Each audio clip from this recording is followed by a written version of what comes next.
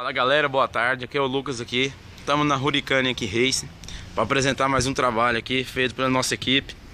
Finalizamos aqui o nosso projeto aqui no Z1000 2014-15.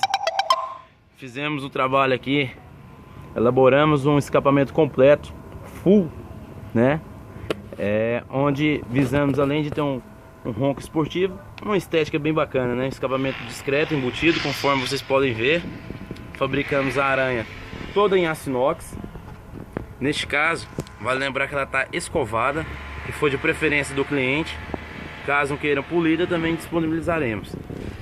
Tá aqui completo, basta retirar um e colocar o outro, sem adaptações, sem nada. Vamos ouvir o ronco dela aqui agora. Lembrando também que está disponível para Z1000 de ano 2011 adiante. Então, não somente para 2015, mas para as demais também é compatível. Agora vamos ouvir o ronco dela aqui, como é que ficou, para a gente ver o resultado final.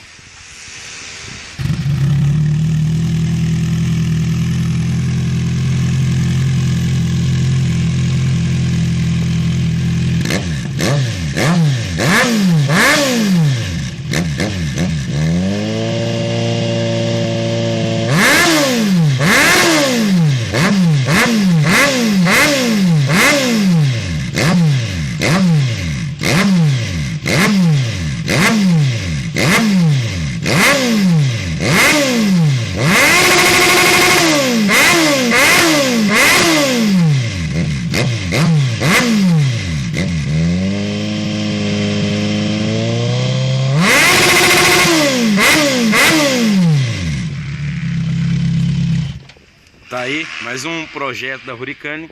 Queria agradecer a todos. Um forte abraço e uma boa semana.